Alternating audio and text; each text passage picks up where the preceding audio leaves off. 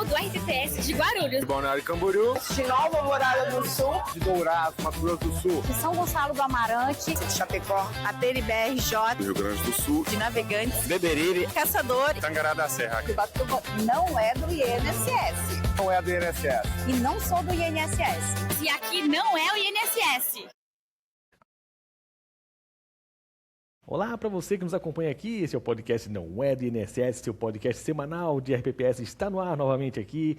E dessa vez a gente vai trazer um pessoal do estado de Goiás, que a gente ainda não tinha conseguido trazer ninguém de Goiás ainda, a não ser a GoPrev, mas como associação.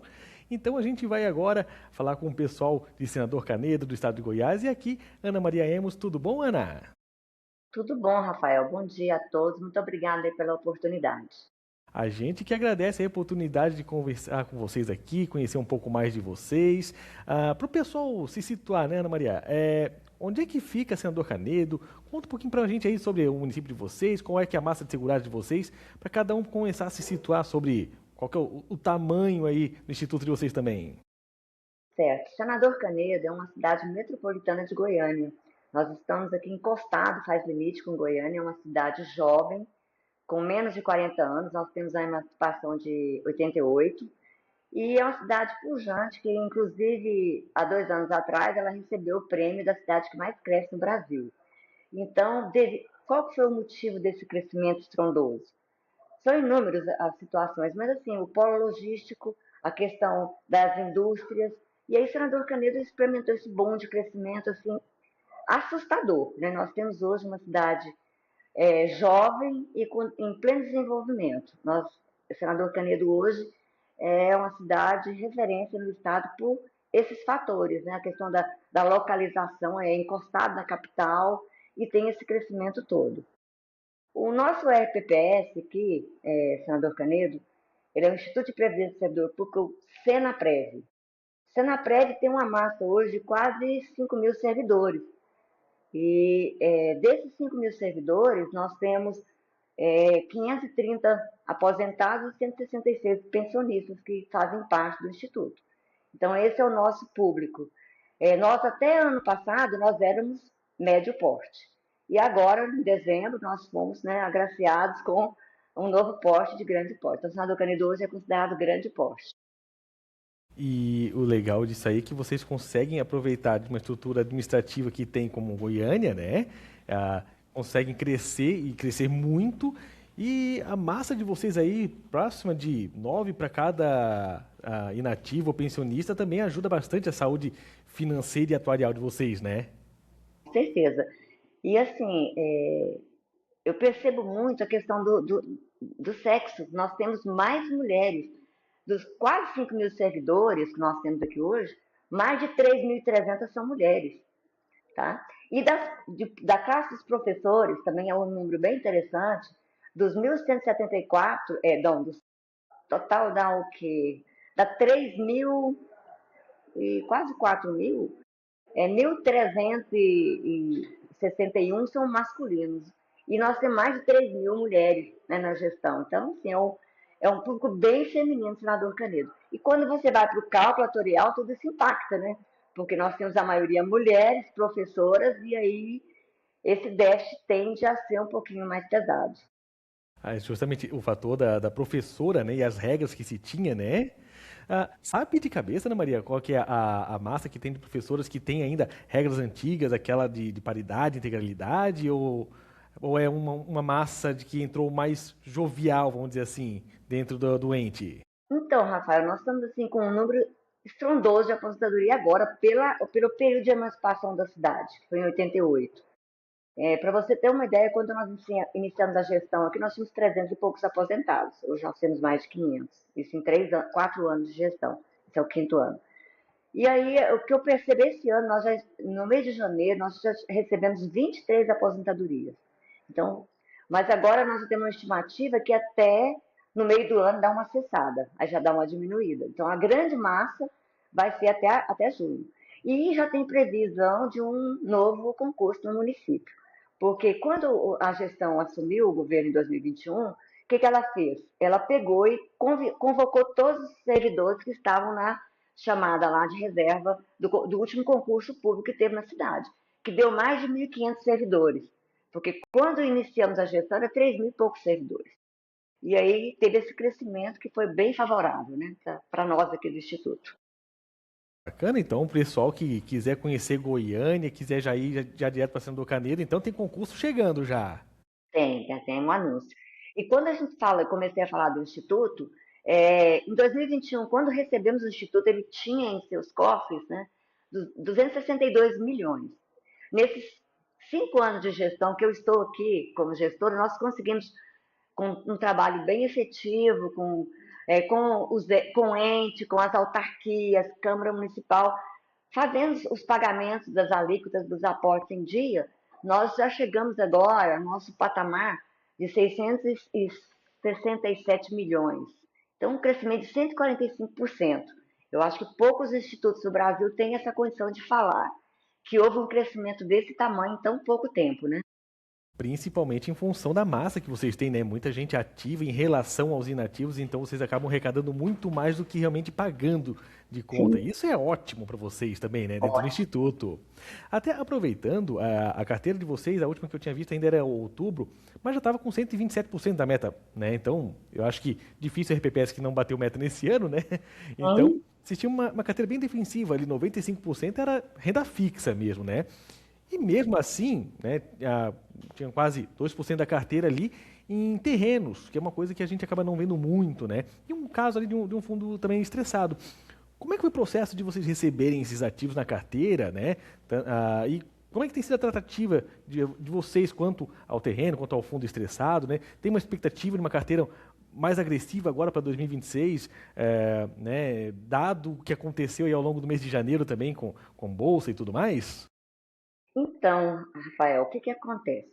Nós conseguimos, né, uma meta de quase 13%, nós tivemos aí 2,75% acima da meta, apesar de ter essa carteira conservadora. Por quê? Nós temos um cuidado muito grande com essa situação de volatilidade, de mercado, e quando nós vimos a questão da renda fixa como um fator seguro para o Instituto, porque, como você falou bem aí, nós recebemos um presente de fundo estressado da gestão anterior, e aí nós temos muito esse critério de ter cuidado com isso. Então, já que eu não tenho essa necessidade toda de dinheiro para pagar a folha, né? Para você ter uma ideia, hoje eu recebo 9 milhões e gasto 3 milhões e pouco por mês. Então, eu não tenho essa necessidade de arriscar tanto. É claro que a gente pode, um pouco, nós já fizemos a nossa política de investimento, agora com essa mudança 5272, tem as alterações, mas como nós somos pró-gestão nível 2, a gente estava um pouco tranquilo ainda, mas nós temos essa intenção de pouca diversificação. Por quê? Eu creio que até o final do ano, a renda fixa ainda vai ser o melhor caminho. Eu não vou me arriscar por toda essa situação de cenário mundial, nacional, política, eleições à vista, né? Então, assim, eu não vejo por que nós fazemos essa mudança. Nós somos, assim, bem pé no chão, nós não queremos, assim, comprar esse desafio de, às vezes, perder, né? Igual esse fundo estressado mesmo. Ele já recuperou, nós conseguimos, só tem 140 mil, ainda não foi pago, né? Nós não conseguimos recuperar ainda, mas eu creio que vamos conseguir. Ele está parado lá, que, como eu disse, nós não temos necessidade de mexer, né? Então, estamos aguardando recuperar. Com relação aos terrenos, o que acontece? Nós recebemos 4 áreas para poder abater no déficit setorial, que acabou sendo do aporte. Esses 4 terrenos foram muito positivos. Por quê? O primeiro terreno é onde nós estamos construindo a nossa sede. Já está pronta, era para ser inaugurada amanhã, não será por conta de um problema técnico de energia, de troca de estação, que depende de uma empresa privada, que é de fora. Tem também um transformador a ser trocado, estamos aguardando, o prédio estar pronto. Então, nós recebemos essa área, a valorização dela inicial, ela dobrou de valor, nós fizemos uma avaliação agora, todas as áreas dobraram de valor. Então, assim, foi um ganho muito grande. Esse prédio, todo tecnológico que nós vamos inaugurar, ele tem uma situação, são 2 pisos. O piso inferior vai funcionar no Instituto, mais de 1.200 de área construída, tá? Metros quadrados. E a parte superior toda vai ser alugada, vai gerar renda para o Senapred. Tá. Segundo terreno, não, segunda área, ela tinha um galpão de festa, tinha não, era um galpão de festa, e ali a segurança pública entrou, fez a reforma, adequou e trouxe a polícia civil para funcionar lá dentro. Esse 1 ano e meio ficou abatendo na reforma. A partir daí, o que aconteceu? Eles começaram agora, desde o mês passado, a pagar o aluguel, que é mais de 20 mil mês. Então já entra para o cofre do Senapred. Então nós não tivemos perda nenhuma. E os 2 últimos terrenos, que inicialmente a gente tinha um valor lá de 11 milhões de recebimento, já foi para 16 milhões na avaliação que nós fizemos. Então, quando você olha, nenhum ativo consegue dar um rendimento tão grande em tão pouco tempo. Então, eu estou muito tranquila com relação a isso. Esses 2 últimos terrenos, nós estamos fazendo estudos junto com a nossa atorial. Nós temos hoje uma assessoria atorial que nos assessora, vendo a questão de criar fundo, né, imobiliário para poder ver o que fazer com esses 2 terrenos. Mas, assim, eu creio que o Instituto ganhou muito com essas 4 da ação de terreno, e isso é comprovado através dos estudos que nós fizemos de avaliação. O próprio mercado imobiliário a favor de Senador Canedo também ajuda, né? Porque como é um município que está crescendo e muito, você tem um terreno na mão, aquela máxima, né, dos nossos avós, de que quem compra... Né, nunca erra. Exato, eu estava tentando lembrar que não conseguia. E isso aí realmente virou uma máxima que foi muito positiva para vocês, né? E os 2 terrenos, eles estão localizados no fundo de um hospital, numa área nobre do Senador Canedo. Então, assim, não são terrenos que vão desvalorizar, pelo contrário, a tendência é valer cada vez mais. E aí nós estamos bem tranquilos com relação a isso. Não, já está dando resultado, né, esse recebimento. Como nós não precisávamos de tanto dinheiro em caixa assim, foi uma forma de trazer esse imobiliário para cá. Nós precisávamos de um terreno para construir nossa sede. O outro já tinha a construção que poderia gerar lucro imediato, foi o que aconteceu, né?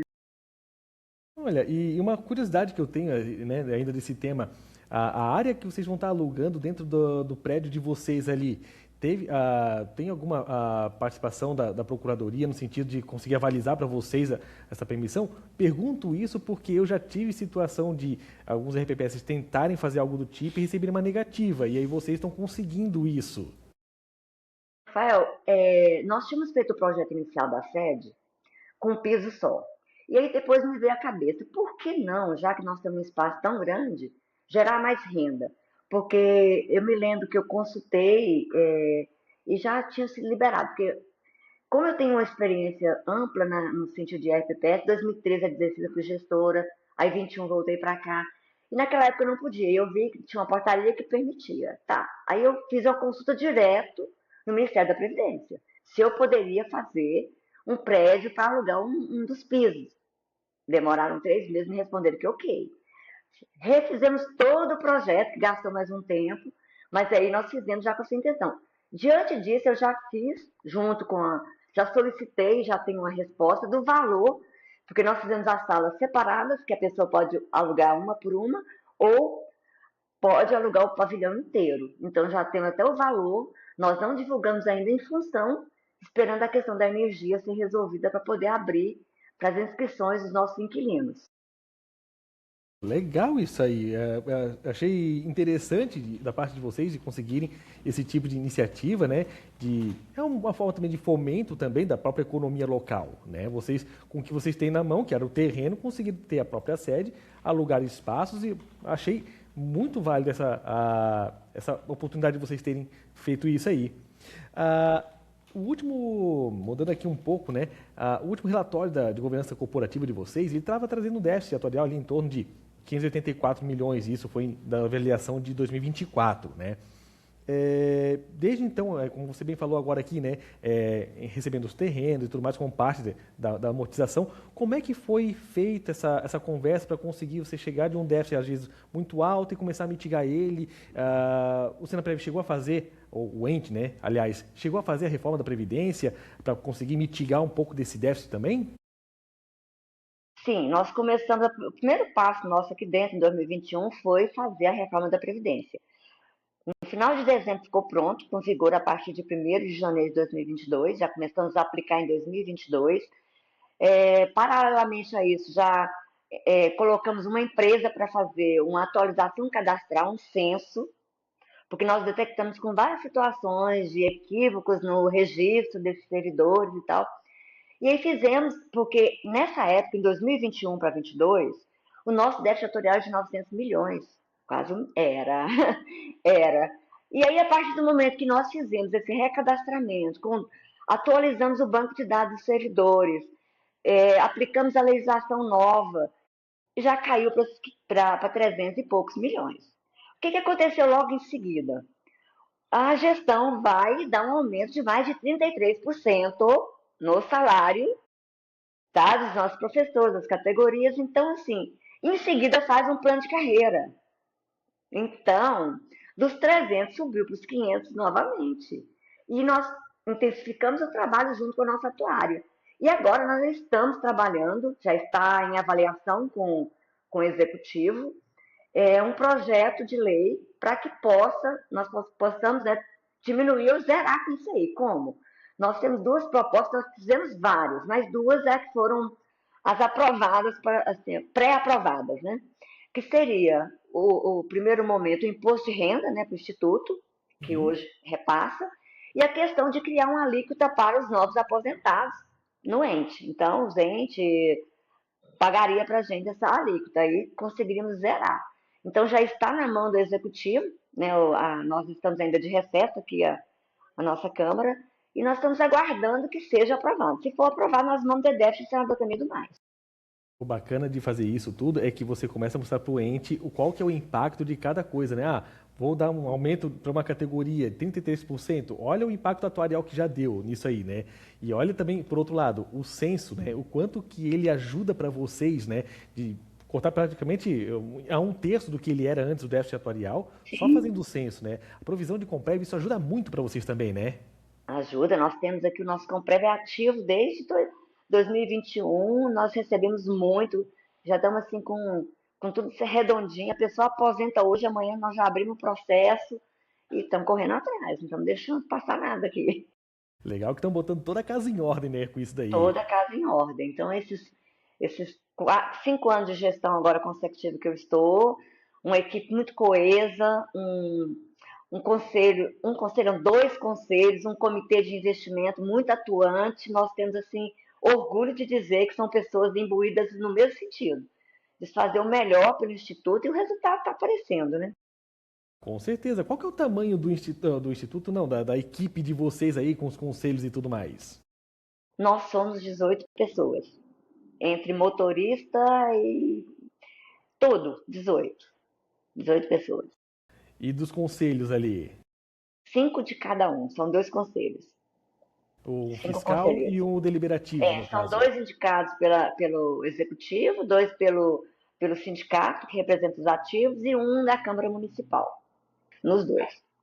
E o nosso comitê é formado pela diretoria executiva, no caso, eu como presidente, o diretor financeiro, a diretora de RH, a diretora previdenciária e os 2 presidentes do Conselho Liberativo e Fiscal. Aproveitando essa parte dos conselhos, né, com um instituto já tão bem arrumado, bem ajustado, né, a questão de Geton, que muita gente acaba pegando isso como algo bem desafiador para se implementar dentro do instituto. Como é que é a questão do Geton aí com o Senaprev? Nós pagamos o Geton. Nós temos uma reunião ordinária, todo mês faz a reunião na última, a última quarta-feira do mês nós fazemos com o comitê de investimento, na quinta com o deliberativo e na sexta com o fiscal. E aí, se houver necessidade de alguma extra, nós temos a legislação que prevê só 2 por ano. Então, é o limite. Se acontecer, já aconteceu uma única vez, de precisar fazer uma extra, eles fizeram sem ônus nenhum. Legal. Essa parte da aprovação da 5272 talvez já tenha que ter queimado o cartucho, né, no sentido de fazer uma extraordinária talvez e ter que deliberar sobre uma nova política de investimentos aí, não foi? Mas nós demos sorte porque saiu bem como a nossa reunião na última semana do mês, aí nós fizemos deu certinho, não teve que fazer extra. E outra situação, como a nossa carteira com o nível 2, nós temos já título público, assim, então assim, nós não tivemos que nós não vamos ter que mexer em nada. Daqui para frente tem algumas alterações, porque nós vamos buscar o próximo nível, né? Nós vimos aí que a 5272, ela assim, favorece muito quem está quem está do nível 3 para o 4, porque o 2 não altera muita coisa, mas assim, nós já estamos trabalhando para isso aí, já estamos nos organizando. Nosso próximo passo, já entrando aí nas nossas expectativas, é a legislação, adequar o que falta para que nós possamos já ir para o próximo nível. Porque quando nós optamos de fazer o progestão, nós não fomos para o nível 2 direto por conta que nós não tínhamos o nosso conselho fiscal, era só o conselho previdenciário. E aí até que fosse para a Câmara Municipal, que votasse, e aí nós entramos no nível 1, né? Mas nós tínhamos todos os critérios para poder já ingressar no 2. Pois é, uma coisa que eu achei legal ali de vocês foi justamente disso, que vocês aderiram em maio de 23, né, ao Progestão, aí se certificaram em outubro de 23, e aí acharam assim, não estou contente, agora eu vou para o nível 2, foi em abril de 25. Não, Rafael, você não sabe de nada.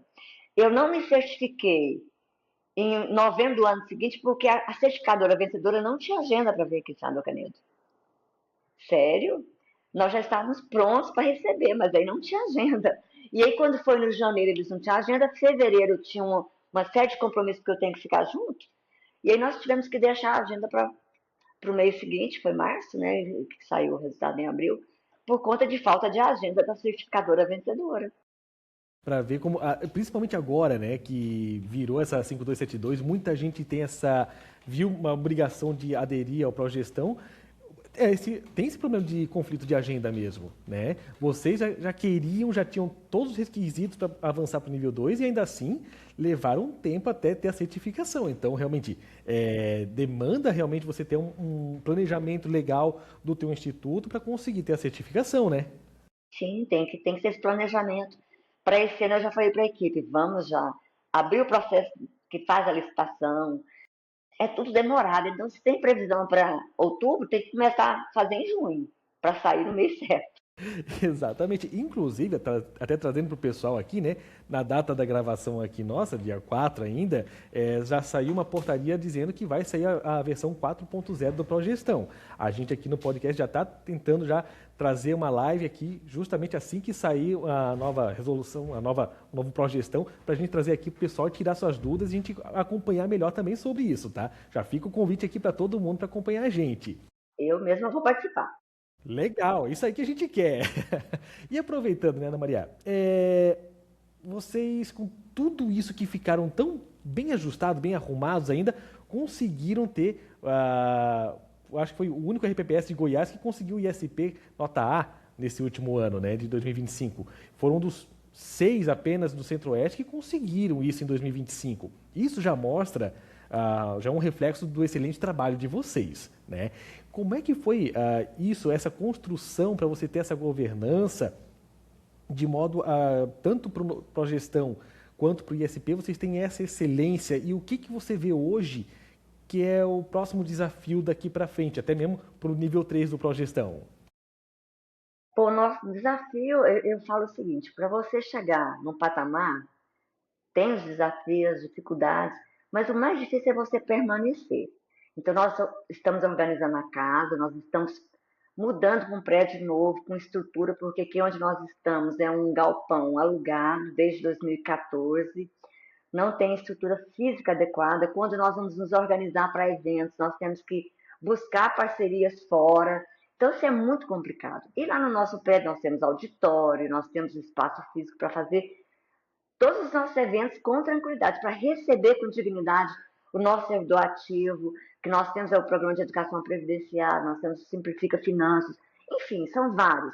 E hoje nós temos essa dificuldade de ter que dividir a equipe, fazer com que a equipe possa ficar atendendo o instituto, essas 18 pessoas, uma equipe fica atendendo, os departamentos não podem fechar, como o RH, a Previdência, a parte previdenciária de benefício, a parte de administrativa. Então, nós temos que nos dividir para sair, para resolver. Quando nós formos para esse prédio novo, com certeza vai facilitar muito o nosso trabalho. Porque, então, o nosso desafio é esse, é organizar a casa, manter o trabalho e buscar cada vez mais melhorias. E quais seriam essas melhorias? Principalmente no sentido da legislação, que nós já começamos um estudo essa semana, que nós temos que fazer algumas adequações que ainda estão A nossa legislação tem algumas falhas ainda que nós estamos revendo, porque em 2021, quando nós começamos a fazer, o olhar foi para aquela época, né? E nós já tivemos quantas coisas que mudaram. Então, nós estamos adequando a legislação, que é um ponto importantíssimo, essa adequação do prédio, o amadurecimento da equipe, porque ano passado nós tivemos algumas trocas, já começou também o reflexo disso. E aí é buscar a excelência. Nossa luta é por um atendimento humanizado, a tecnologia, porque, senador Canedo, hoje nós temos todos os nossos processos, desde que a pessoa chegue aqui no Instituto, na recepção para ela ser atendida, é o cadastro que tem ali. Se ele quer um contra-cheque, pelo sistema, nós temos hoje o chat da Senaprev, nós temos o site próprio, nós temos celular que passa também as informações, os grupos de WhatsApp, tecnologia. Eu vou abrir meu processo de aposentadoria. Departamento previdenciário não tem papel, é 0 papel. O administrativo compra processo de pregão eletrônico, tudo no papel. Então, essa tecnologia, hoje, né, a pessoa está lá, nós temos um exemplo que nós temos um aposentado que está nos Estados Unidos. Nós temos um sistema, ela entra, faz uma chamada de WhatsApp, a gente faz a conferência no sistema com a foto, comparação, joga a foto, faz a prova de vida sem nenhum desgaste para ninguém. Então, sim, o nosso desafio é esse, essa continuidade desse trabalho e o aprimoramento, porque eu acho que nada está pronto, você está sempre em construção. Nosso objetivo hoje é um serviço de excelência, de qualidade, para que tanto os nossos segurados que estão na ativa, quanto que estão aposentados e pensionistas possam ter isso, né? E um dos nossos eixos, assim, que eu acho que a ponta mesmo, é a educação previdenciária. Para você ter uma ideia, em 2014, que eu estava aqui como gestora, eu já fazia educação previdenciária sem pensar que existia esse programa no governo federal futuramente. Eu, como professora, já tinha essa visão que faltava conhecimento de previdência. E o mais sério que tinha aqui na cidade era o quê? Por que eu fiz isso? Quando comecei a gestão em 2013, eu era gestora da Previdência e do Plano de Saúde, que funcionava no mesmo prédio. E aí era confusão dos nossos servidores, com Plano de Saúde e com Previdência. Quando separou, continuou. Até hoje tem pessoas que falam o nome do Plano de Saúde pensando que é Previdência e vice-versa. E nós começamos, então, a fazer esses encontros e falar o que era a Previdência, desconto, o que podia, os benefícios e tal. Então, desde 2014. E hoje, quando eu retornei em 2021, nós intensificamos, falando, olha, é um dos braços do Progestão, vamos intensificar. E foi muito difícil, porque até você convencer a todas as secretarias da importância dessa educação previdenciária, é fato. Quando foi em 2024, eu falei, não, vou achar uma saída para isso. Vamos criar a educação previdenciária itinerante, que eu quero ver, não tem desculpa. Nós passamos, então, em 2024, nós fomos em todas as escolas, CMEIs, EMEIs, e levamos a informação. E nas autarquias, anteontem eu estava na CEINFRA, fazendo a palestra de educação previdenciária. Amanhã eu vou voltar para o outro grupo da CEINFRA. Então, eu já tenho uma agenda lotada de educação previdenciária. E é isso que faz com que a pessoa entenda seus direitos e deveres e passe a conhecer, e isso multiplica. Por quê? Porque, às vezes, ele tem um parente lá que não paga a previdência, né? E não está pensando no futuro. A gente está trabalhando essa questão, não só nos muros do Senaprev, enquanto servidor do município, mas enquanto pessoa, uma seguridade social para ela. Como é que você consegue ver o teu prédio agora sendo ajudado para poder fazer essas ações de educação previdenciária a partir de agora? Não, porque como você tem um espaço físico, porque nós temos também a educação financeira. Nós trabalhamos, né, a nossa assessoria financeira, ela vem, às vezes até os próprios bancos, né, oferecem um suporte, nós fazemos os encontros para falar sobre a questão financeira. Aqui dentro do Senaprev nós temos outro programa que é só para aposentado e pensionista, que é o Simplifica Finanças, que nós trabalhamos desde a questão de um PIX, de golpes, de melhores investimentos, planejamento doméstico, familiar. Então, sim, Nós temos essa preocupação. E com esse espaço físico, nós vamos poder ampliar o número. E lá, além de tudo isso, nós vamos ter uma sala de informática. Nós estamos com parceria com o Estado. Quem não tem a dificuldade vai poder ir lá e ter aula gratuita, né? Para poder entrar nesse mundo digital que nós vemos aí, infelizmente, eu não sei se acontece em todos, mas aqui nós temos casos de aposentados que são explorados pela família por não saber ir lá no caixa eletrônico, de não fazer nenhuma movimentação bancária, de não saber fazer um Pix. Então, nosso objetivo é esse, é levar conhecimento, não apenas pagar salários, mas que nós possamos contribuir de alguma forma para que esse servidor que está nativo ou aposentado ou pensionista, ele tenha um suporte aqui dentro. Acaba sendo um pouco a mais do que vocês já fazem hoje, né? É legal trazer isso. Sim, sim. A nossa intenção é essa. Não só uma ponte, porque às vezes nós temos também assim, a orientação para o servidor. Ele está precisando de alguma coisa, olha, na prefeitura tem esse e esse canal, nós temos os grupos, muitas vezes solta ali alguma informação, nós jogamos os grupos, é um canal de informação aberto que nós temos, né? Uma oportunidade muito boa. O canal do WhatsApp de vocês, ele é bem efetivo, então, para poder chegar a informação ao segurado?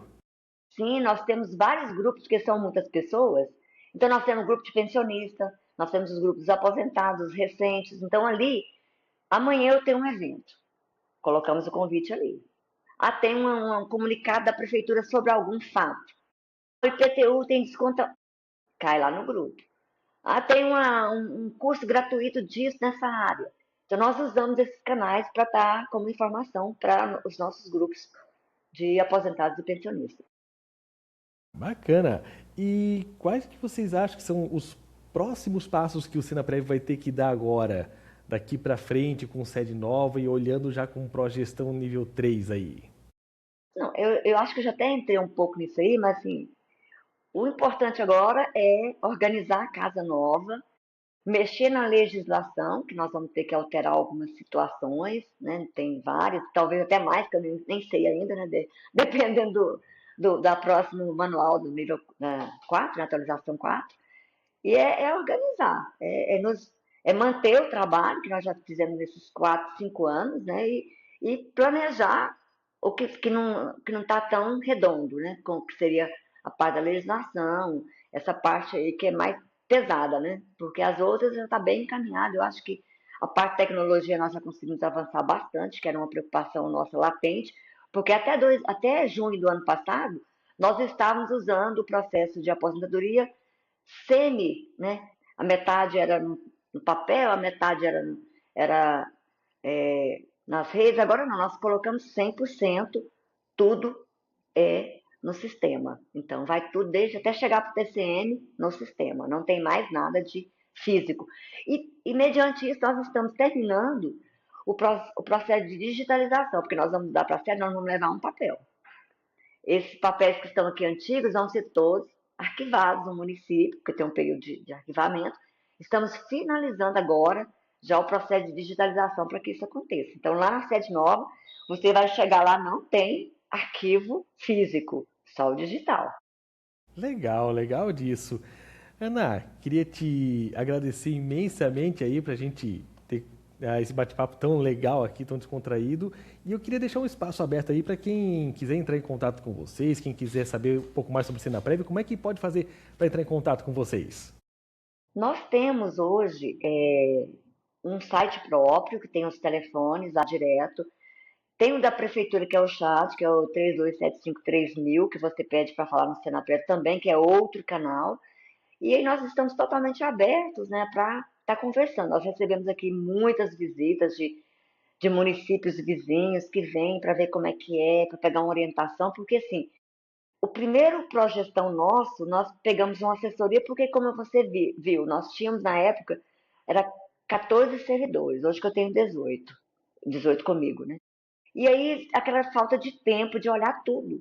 E agora, no nível 2, nós fizemos sem assessoria nenhuma. Foi por nossa conta. E o 4 vai ser por nossa conta. Tá? Nós vamos caminhar para isso, nós estamos trabalhando para isso. Estamos estudando. Uma das coisas que eu não falei, que eu invisto muito, que a gente prioriza e vai priorizar muito esse ano também, é a capacitação. Porque se você tem uma equipe capacitada, você consegue avançar muito. Outra situação, em 2021, quando eu entrei aqui só tinha 2 servidores efetivos. Hoje, dos 18, 10 são efetivos e 8 ainda são comissionados. Nossa intenção é que tenhamos pessoas efetivas para que ela possa ter, eu vejo assim, uma responsabilidade ainda maior, porque ela está cuidando do patrimônio dela, né? Assim como eu sou servidor de carreira, né? Aqui eu sou, já estou passando da hora de aposentar, mas estamos aqui segurando. Eu quero cuidar de um patrimônio que vai me garantir que eu fique tranquila, que eu estou resguardada, que eu tenha assim, confiança que eu não vou ter problemas com o meu pagamento aqui futuro, né? Meu recebimento da minha aposentadoria. No fim do dia a gente trabalha para a gente mesmo também, né? Isso que é legal de ver isso. Ana, mais uma vez, brigadão aí pela oportunidade de conversar com você e trazer um pouco mais de Senador Canedo aqui para o pessoal conhecer também. E também, obrigado a você que nos acompanhou até aqui. Na semana que vem a gente traz um episódio novo para você aqui no canal do nosso podcast Não É do INSS. Até lá!